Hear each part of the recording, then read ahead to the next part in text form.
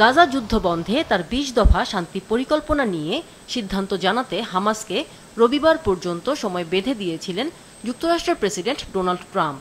নির্ধারিত সময়সীমার মধ্যে প্রস্তাব মেনে না নিলে হামাসকে নরক যন্ত্রণা ভোগ করতে হবে বলেও হুঁশিয়ারি দেন।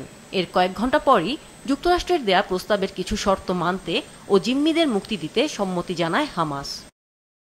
এক বিবৃতিতে সংগঠনটি জানায়, জিম্মি মুক্তিতে সম্মত হলেও শান্তি প্রস্তাবের আরও কয়েকটি পয়েন্ট নিয়ে বিস্তারিত আলোচনা চায় তারা। শান্তি প্রস্তাবে হামাসের আংশিক রাজি হওয়ার সিদ্ধান্তকে স্বাগত জানিয়েছেন ট্রাম্প। সামাজিক যোগাযোগ মাধ্যম ট্রুথ সোশ্যালে দেয়া এক পোস্টে ট্রাম্প লিখেছেন, হামাস স্থায়ী শান্তির জন্য প্রস্তুত। ইসরায়েলকে অবিলম্বে গাজায় বোমাবর্ষণ বন্ধ করতে হবে, যাতে জিম্মিদের নিরাপদে এবং দ্রুত মুক্ত করা যায়। এছাড়াও সহযোগিতার জন্য আরব নেতাদের ধন্যবাদ জানান Trump. This is a big day.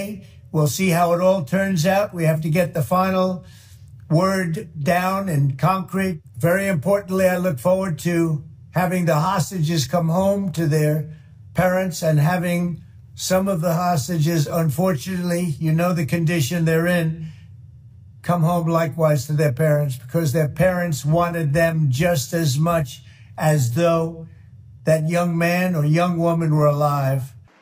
হামাসের প্রতিক্রিয়ার পর সামরিক বাহিনীকে গাজায় অভিযানের তীব্রতা কমিয়ে আনার নির্দেশ দেয় ইসরায়েল। প্রধানমন্ত্রী বেনিয়ামিন নেতানিয়াহুর কার্যালয় জানিয়েছে, ট্রাম্পের গাজা পরিকল্পনার প্রথম পর্ব শিগগিরই বাস্তবায়নে প্রস্তুত তারা।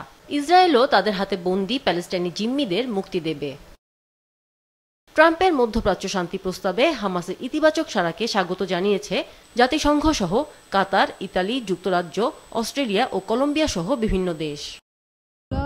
এদিকে গ্লোবাল সুমুদ ফ্লোটিলা থেকে আটক ইতালির ৪ অধিকার কর্মীকে দেশে ফেরত পাঠিয়েছে ইসরায়েল। তবে ইসরায়েলি বাহিনীর হাতে আটক বাকি অধিকার কর্মীরা আটক হওয়ার মুহূর্ত থেকে অনশন কর্মসূচি শুরু করেছেন। তবে গাজা অভিমুখে নতুন করে আরও ১১টি জাহাজ যাত্রা শুরু করেছে। আমিনা লুসি, মাছরাঙা, নিউজ ডেস্ক।